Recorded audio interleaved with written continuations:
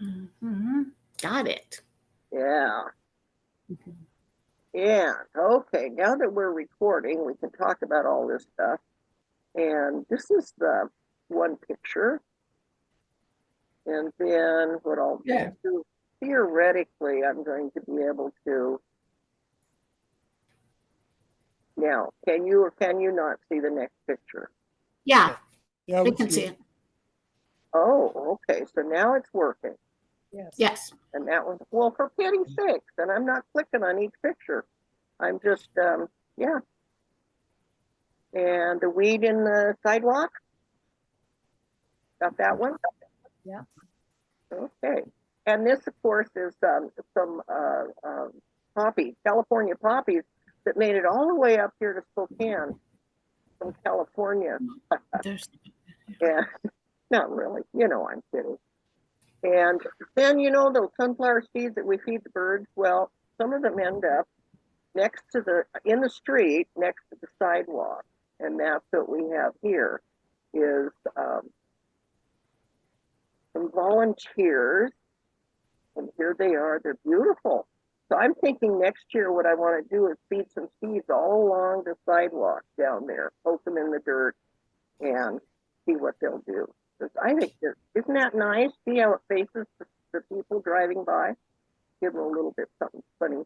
And this is some fall clover growing in the sidewalk. And this is some purple clover growing in a little bit of weeds that are laying on our sidewalk. And down the street, we have people who have a weed patch in their front yard. This is behind their red cement wall. And whatever grows there, you know, and a lot of people don't like certain weeds, but I want you to see that this bee certainly does. He loves it. So I'm all for supporting the bees because we need them. Then, of course, we get the neighborhood visitors come for tea. A couple of turkeys. We've got about 8 in a flock. You guys have turkeys where you're from? We have no turkeys where we are. We got a lot of crows. Yeah. Well, our crows disappeared primarily because of the cats next door. The neighbors brought in a bunch of cats. They're not supposed to have that many. They're not supposed to have any, but they brought them in. So, but they're starting to come back because of the cold weather. But they will find a place to get a bath and a drink. There's one here flopping around. You can't really see him. He's taking a bath. And afterwards, there he is with all of his wet feathers. But they will find a way to, and then at night, this is through the window that I took. That's a nice picture. The skunk. You can see that okay? It's Yeah. because it's through the window. I didn't want to startle him. He lets us open the front door. We can actually go out on the porch, but when we see him. And this is one of my favorites. I think he's got his cat. Little mouse.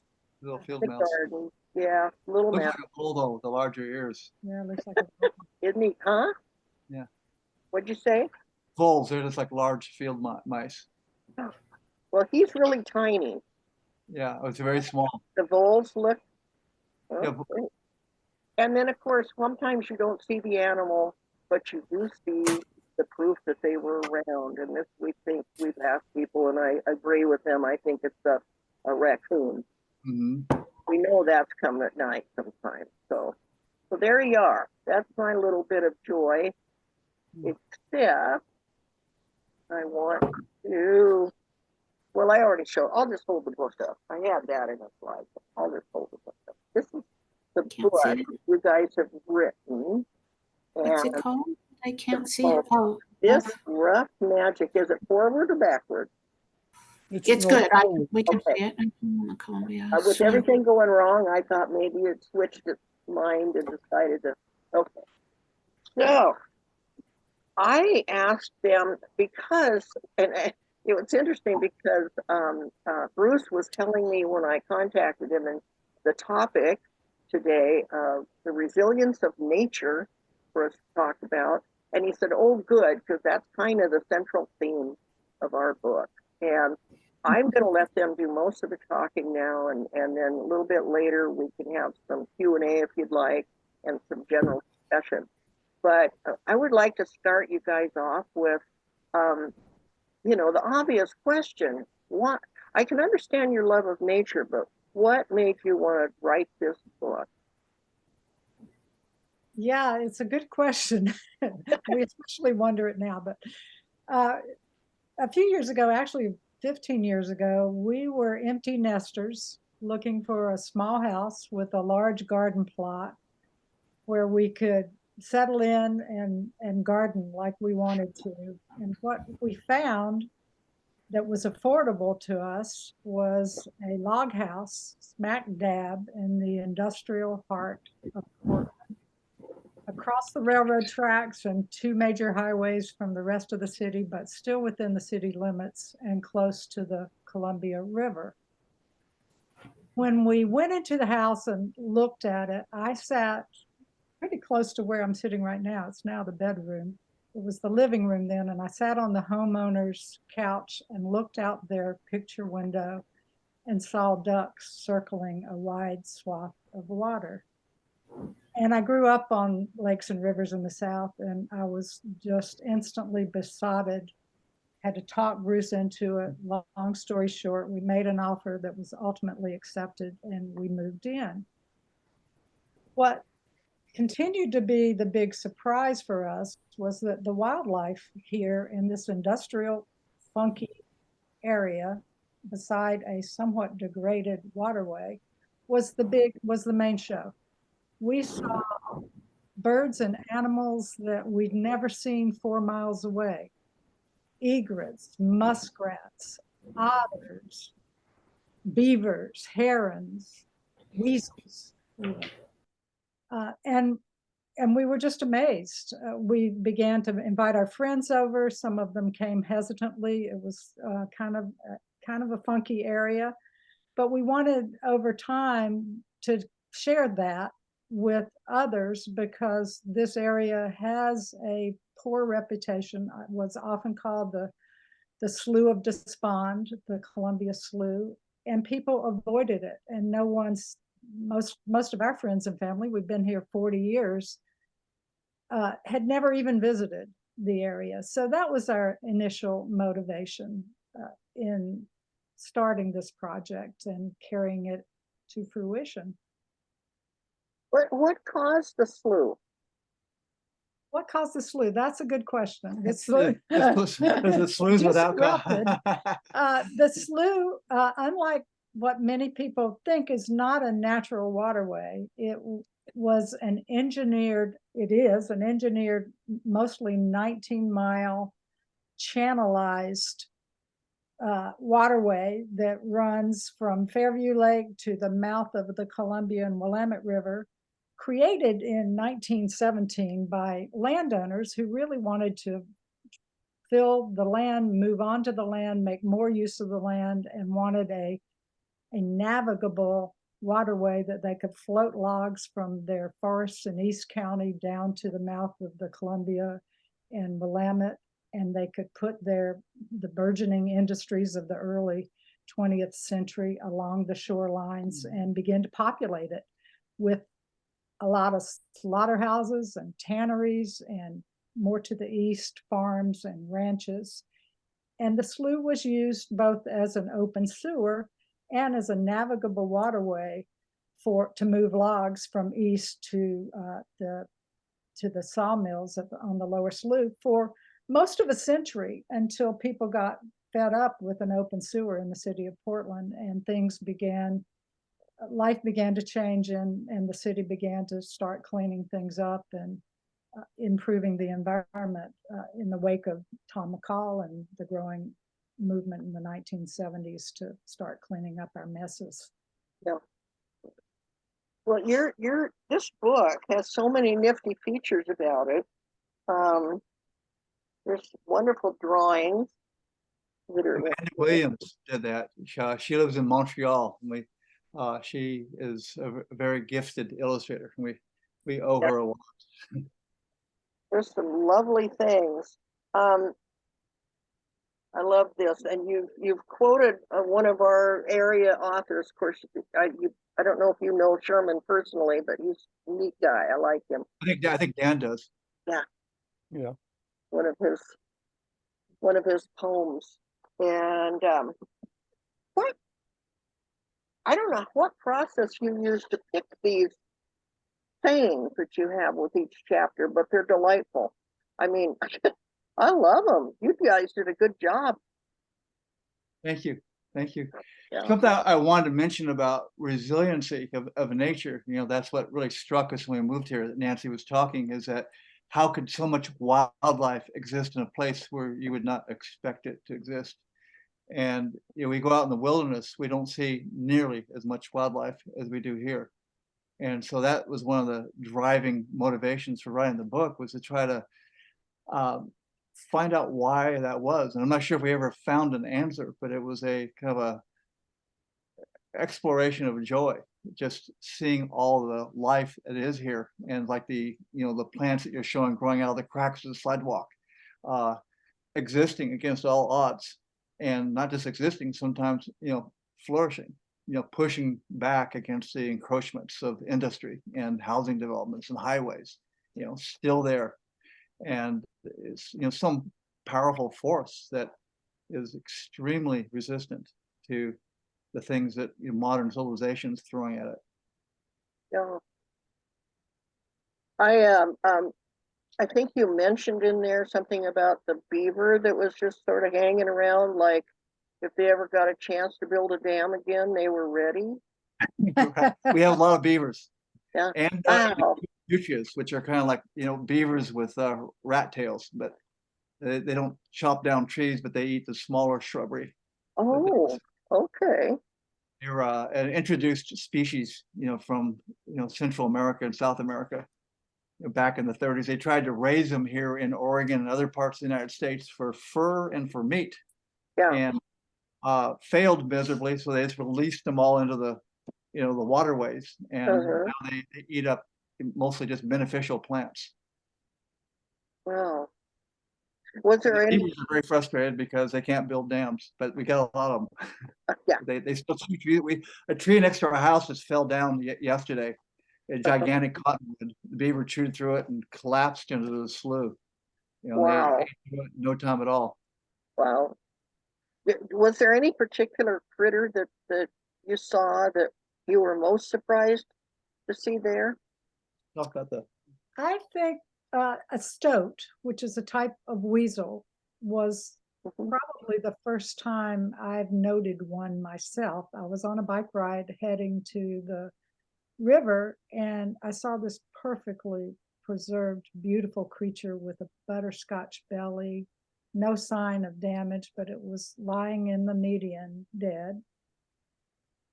We looked it up, I recognized what it was, and later, maybe, I don't know, some months later, we're walking on the golf course at night and saw an animal, a quadruped about yay long, bounding in the gloaming toward the water. Mhm. And Yeah. and I'm pretty darn sure that was a stoat. You've Yeah. also seen one. Yeah, I've done to them, but you can go on YouTube and see stoats in England. They're famous for attacking rabbits by jumping on their back and kind of riding them. Oh, A lot of YouTube videos Mhm. in England that are kind of stoats are everywhere there. We've watched otters coming up with their pups and cracking crayfish off the dock right here in the city. We've watched a coyote literally swallow a muskrat nose to tail. It took about 5 minutes, Yeah. but it was just amazing to see it all go down in that coyote. With the rest of the pack sitting there and not partaking, just having to observe, while the alpha ate the muskrat. I'm not sure if it was you, Nancy, or Bruce that saw the bird, the flicker that got caught by a neighborhood cat. And Right. Cats are known assassins of songbirds and other types of birds, and we see it tell me about it.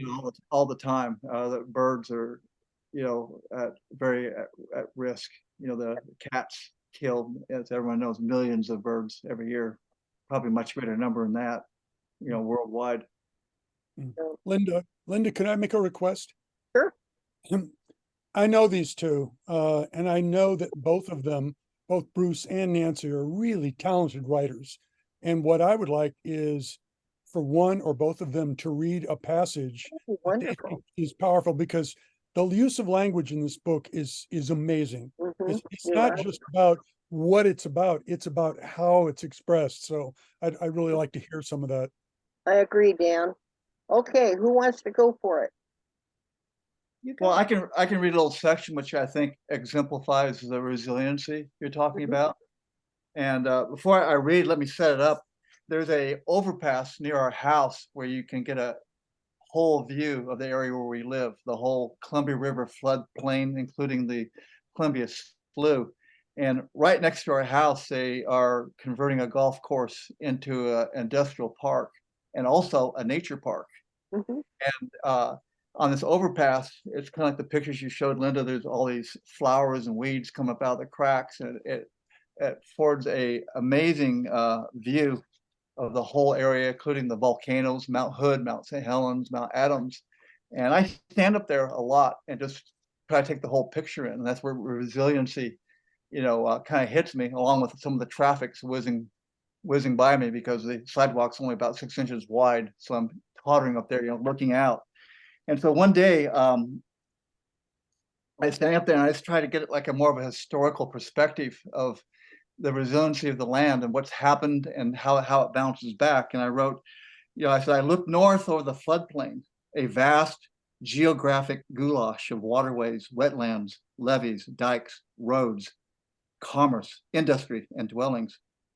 Beneath its surface, it sequesters a subterranean time machine, one that embeds the records of earthquakes, floods, volcanoes, glaciers, and megafauna, Native Americans, fur trappers, wagon trains, farms, factories, old growth forests. Though parts of the floodplain double as a public dump now, that despoilment pales before the huge, often out of sight mess the forces of nature have left behind.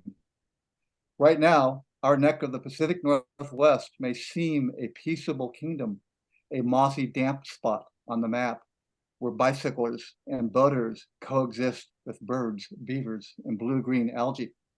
But this is an illusion.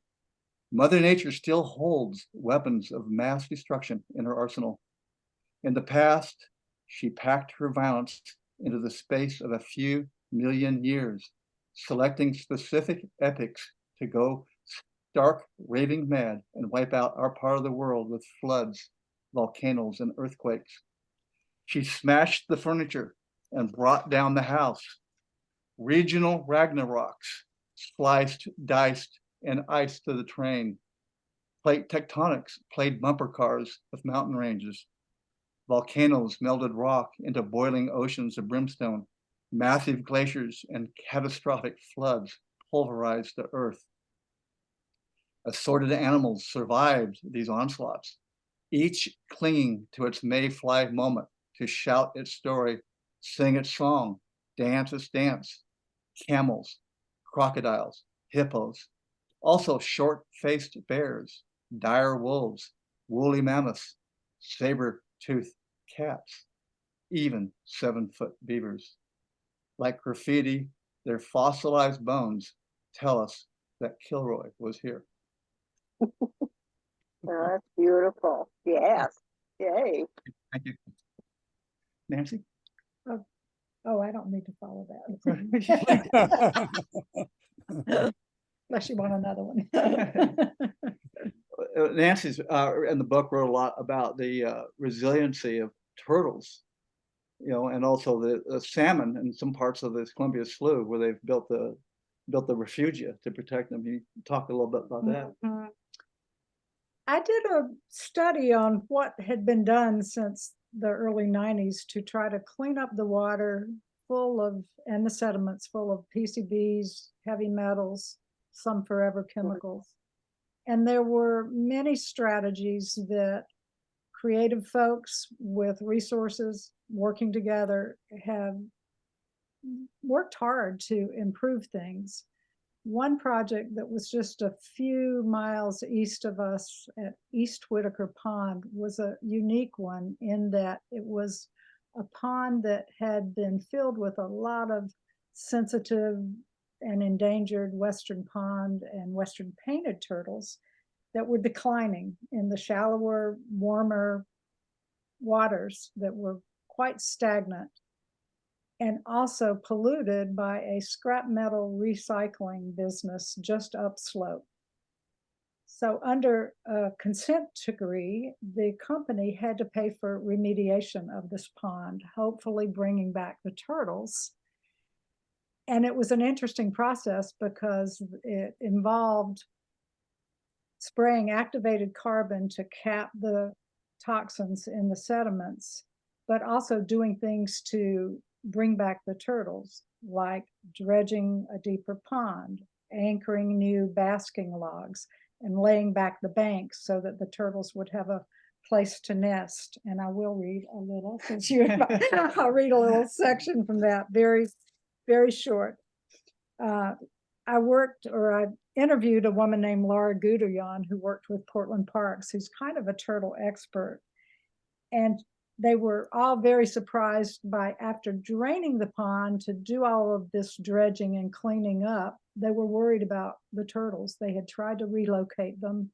They had found very few. They didn't know what was going to happen. But after the project was completed, the pond recharged naturally within a couple of weeks, and they just waited to see what they would find. And within 2 weeks, dozens of turtles appeared on the newly anchored half-submerged logs. And Laura said, "We took all these protections for the turtles, but we found we didn't need them. Enough water had remained in the pond to keep the mud in liquid form. So the turtles seemed perfectly happy hiding in the mud by day and coming up to feed at night." I was captivated by the image of dozens of turtles, so shy by nature, burrowed deeply into pond mud, waiting out the thundering noise and vibration of heavy dredging machines before emerging into the long late summer evenings to feed. Then I remembered that resilience was baked into their carapaces. These reptiles survived the comet that wiped out the dinosaurs 65 million years ago. As climate change remakes our known world, maybe the turtles will get a last word. Wow. That was nice. Yeah. Thank you. Well, I probably could sit here and ask 1,000 more questions, but I think I'd rather open it up and let folks just come up with comments on that. Oh, Mary Pat, thank you. Hi, Bruce and Nancy. Nice to see Oh. you. So and we've touched on this before, but I would like to learn more about the collaborative writing process, because some of us, We're still married. yeah, right. So I struggle with that notion. As much as we would like to do it, we don't know how that would play out. Go for it. Well, I started the book a few years ago, really kind of focused on history and research, etc. And then got, I think, about 40,000 words in and was like, or maybe less, maybe 20, I don't know how many words. And realized that what it really lacked was the metaphoric and the poetic and the imaginative that Bruce's writing is so well known for, and invited him in to focus initially on animals and plants, because you're the master gardener and I was doing the more dry historical stuff. So long story short, what we settled on ultimately during a long month in Tucson was that we would each write a chapter, first person, so that it was clear who was writing. And when we laid out what we had on this vacation in Tucson, it looked as if we could alternate those. We have very different writing voices. His is more imagistic, mine is much more plotting. But we've alternated them, and somehow I think it might have worked. To have done it that way has certainly kept our marriage together, because I could write how I write and he could write how he wrote. And we had a good editor who cut a lot of words. Mostly mine. Mostly his. Mostly his. It's hard for me to write nonfiction. I more of a fiction writer, so I was constantly being reined in. No fiction. It has to be true. So Right. that You can't see that many animals in one tree at one time, Bruce. It's not a wild kingdom, I said. So we balanced each other.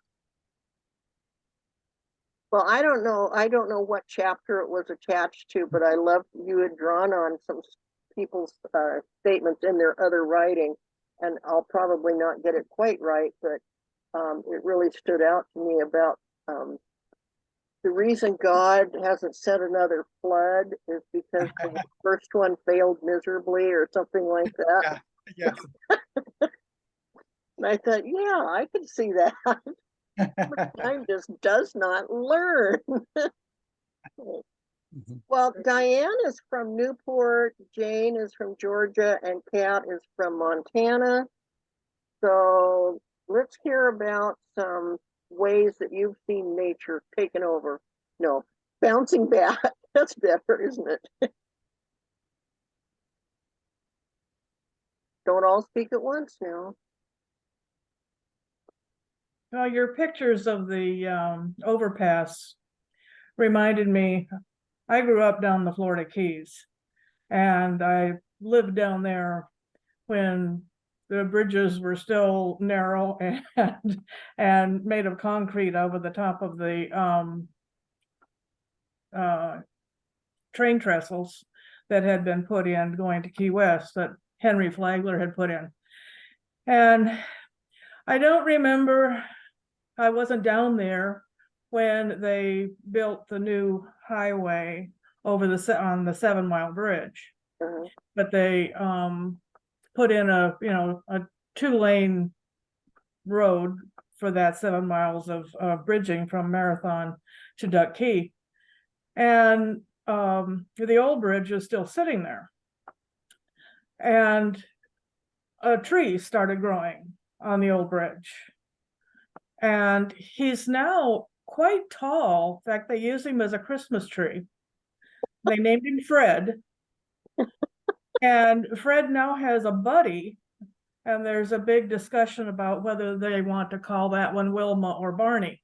And the odd part to me is that there really aren't many trees in the Keys. I mean, it's bushes and mangroves, and when I lived down there, yeah, there were gumbo limbo trees and stuff, but they've been pretty much eradicated by people, putting in the homes, and there's not trees like we think of trees up here. So to have this tree in the middle of this bridge, it's still amazes me that he would somehow get there, because I mean he's in the middle of the ocean. Wow, that's cool. Suppose a bird dropped his seed from somewhere or something. Must have been, yeah. Yeah, because cool. he's I don't know how many miles out from Marathon he is on the bridge, because the bridge is 7 miles long. And so it's not like you would get deer marching through there, or Yeah. Wow. And he's made it through all the hurricanes. Oh, that's amazing. I'm just amazed at the way, particularly plants, and then of course if the plants are there, the animals will come. So it's kind of neat when you see that you can't really stop nature from trying to right things, to make things better than what we've done with it. But Jane, have you had something down in your area that in Georgia? Actually, where I am, it's we're losing the good fight. because I live in Cumming, which is north of town. So I'm about 35 minutes north of the perimeter of Atlanta in the foothills of the Smokies. I can see the mountains from the grocery store. And they are just clear cutting tract after tract after tract, acre after acre after acre of beautiful old trees and all kinds of wildlife, and building beige. Every single bit of it is beige, cheesy looking housing, 6 feet apart. And so you couldn't really grow a tree if you wanted to grow a tree, because there's no place for the roots. You know, the front yard is 6 feet deep, you're 6 feet from the neighbor, the backyard is 6 feet. So you couldn't grow a proper tree of any sort. And it's heartbreaking because literally the next block from me, they took down several acres. And so there were just roadkill after roadkill, because it's a 2-lane road, but the speed limit's 45 miles an hour right where I live. So, and I was coming home from the grocery store and pulled in, and there was a turtle who had somehow made his way, but we have stone curbs. And so he somehow got down, he crossed the street intact, and then he's facing a 6-inch stone curb. Like, well, now what do I do? But like Diane, I lived in Florida for many years, and I always carry a towel in the trunk of my car. So I stopped my car, put on the flashers, picked the turtle up with the towel, lifted him up, toted him into the grass, and he looked at me like, okay. Put my turtle towel away and kept on going. And he proceeded on into the woods on the other side, and I hope he's okay. I didn't know where to put him, but he seemed to be headed in that direction, and there is some water on that side. So there are some woods, there is some water, but it's heartbreaking because every time I go to a different branch of the library or some other random part of town, and this is a small town, there'll be like 25 acres of clear-cut land, and then the next time I go over to return a book or whatever, there's just these cheesy houses. They look like military barracks, or just awful, and there is no room to plant a tree if they had the presence of mind to do it, and they apparently don't. Wow.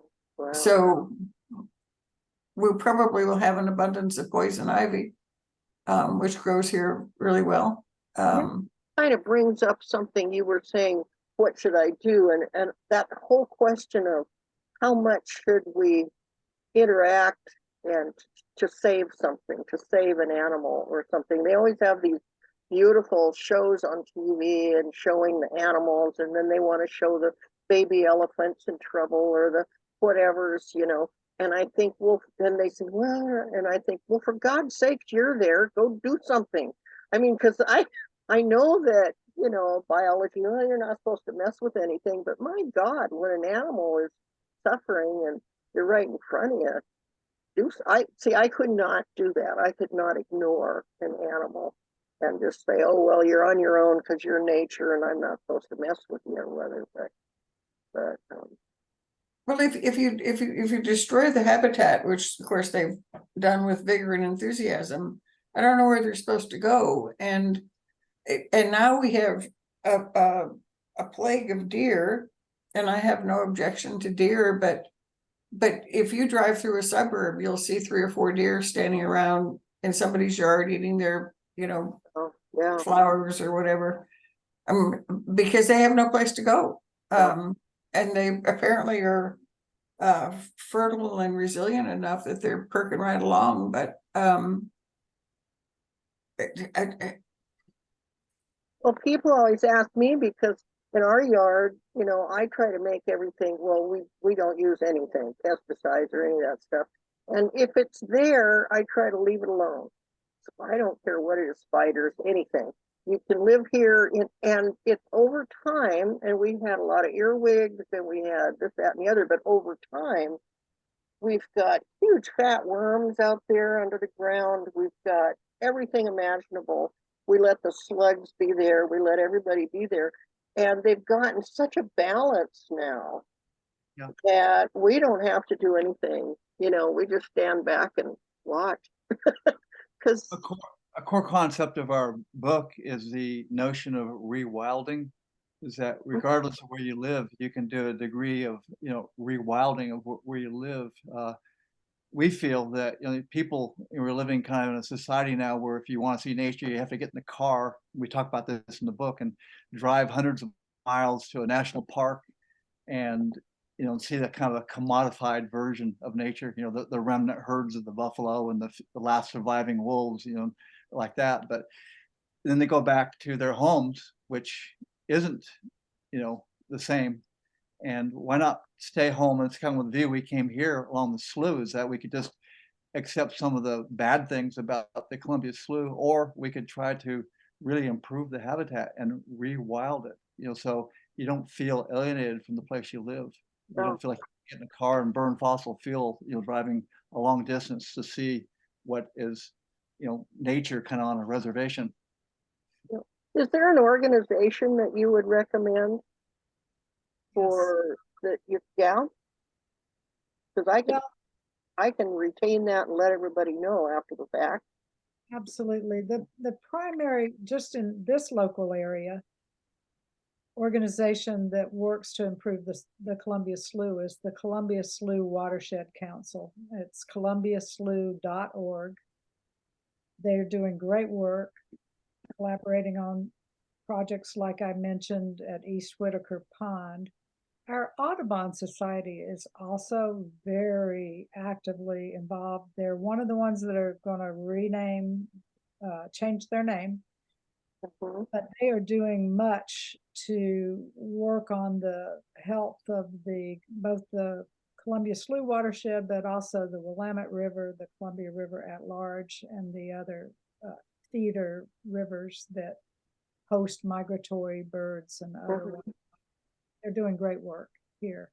So we could probably, what I should do is go out on the internet, ask Mr. Google, and find some organizations that will be good references to send to people and let them know. Because, I joined a thing for bees and try to do what I can to, plant enough things out here. And we got nice bees in our yard. We have fun with them. Matter of fact, there were some bees out there. They claimed they were down in Oregon and they wouldn't be here, but they're here. Anyway, I was able to look them up and yep. But and Pat, I don't want to miss out on you. We've just got a few minutes left, and you wrote Fox and I, which was your personal memoir about being out in nature, having a place to live up there. You were all alone and you're pretty isolated, and you had a friend show up one day. Can you tell us a little bit about your fox friend? Yes, and they're still here. So I know you're talking about living in more like city places where you don't have a lot of wildlife around you. Yesterday, I counted 78 deer just in my little tiny patch of lilacs. I've got elk taking down the fences that I just put up. They waited till I finished, and then the very next day they trashed them. I will go back, and they don't even like lilacs, as you might know from the book. They just eat them and they spit them out. I think they're really appalled that I'm wasting space growing something that they don't like. So, and they seem to be winning. The skunks are here. I usually see golden eagles every day. I did today, and I see bald eagles pretty much every day.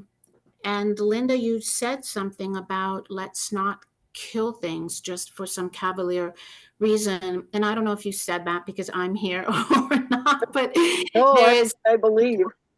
I do talk about, I explained in the book when my students ask me why I left the National Park Service, I was a backcountry ranger.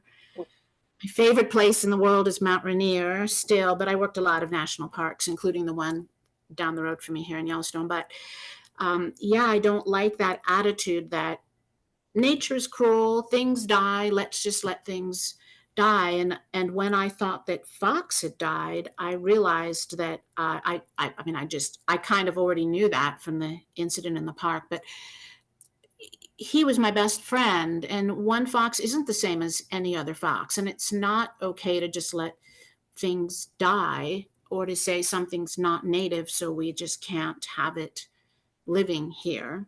And let's just, nature's cruel and they belong out there where, you know, there's diseases and all these things. A lot of the diseases we brought them, of course, like mange, but it's really important to connect with another individual. And if that other individual happens to be non-human, then that's the one that you have the connection with. And it really, connections really matter a lot. And that fox changed my whole life. What's the name of the book again? Fox and I, An Uncommon Friendship. Love it. We'll look for it. It's a long name, isn't it? But I'm just call it Fox. It was published in 21 in hardback, and then the paperback came out in 22. So the paperback's been out for about almost a year and a half now. Who's the publisher, Kat? Spiegel and Grau. Yeah, it's a The first- beautiful book. Thank you. You probably know Spiegel and Grau, but when they picked me up, it seemed like they were a really big publisher because like 15 of the books on the New York Times bestseller list were theirs. But I'm not that Spiegel and Grau. I mean, they published all those books. It is the same Spiegel and Grau. But when they had 15 books on the bestseller list, it was an imprint of Random House, I guess, Random House.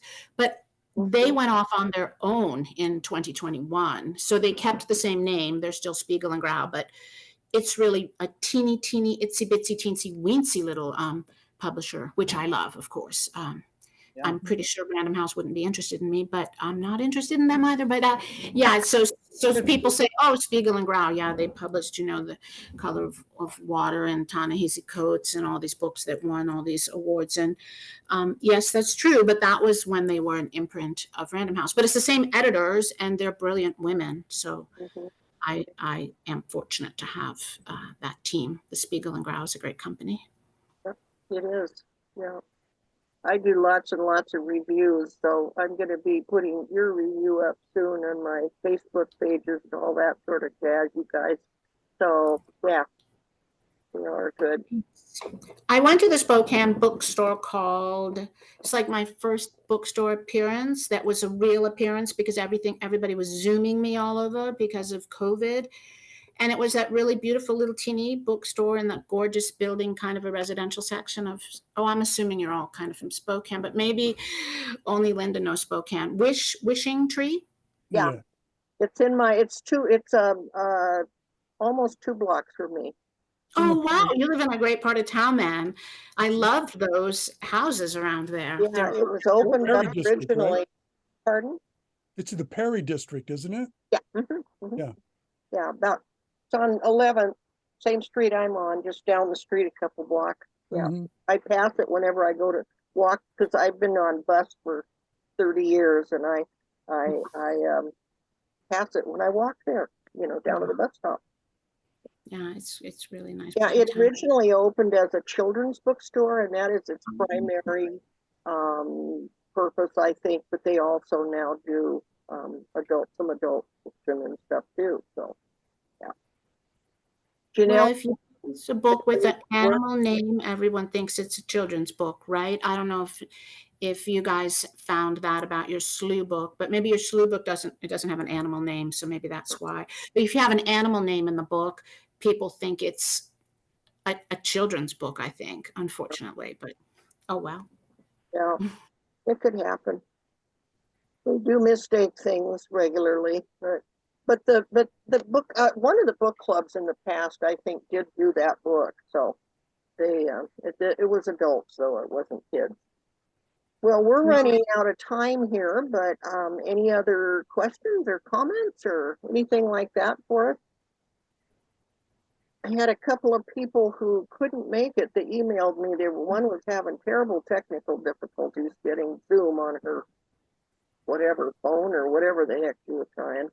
and another person was ill, and I'm kind of sad, but I told them both, I said, that's okay, you're going to be able to see this on YouTube, so I am recording, and we'll put that up. But Thank you Are for this. you having a opportunity. storm in Spokane? I thought there was weather coming. I mean, it's like 60 here today in Montana on the mountains, but I thought Spokane was having a big storm today. no, we're not having any storms. We're maybe going to have some rain overnight, and the rest of the Oh. next few days it's just going to be dry and up into the 50s and 49, high 49, early 50s. Get a little time in there. Raw.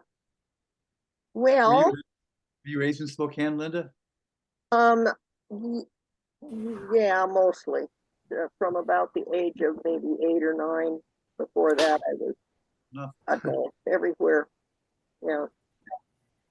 West Coast anyway. Yeah. And my background is years and years of leading the local Sierra Club, doing the whole Oh. Montana, Idaho, Washington, Oregon chapters newsletter.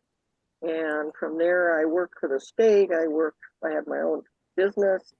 And gosh, what all did I do? A whole bunch of things. And then I ended up at Auntie's bookstore about 20 years ago, 22 years ago. And I pretty much said, this is it, my last job. I'm going to die in this chair. Well, now I'm home, but so I have to die in a different chair, but here we are still. Where'd they go? Well, this is wonderful. And I'm going to stop the recording now so we can chit just a little bit, okay? Yeah.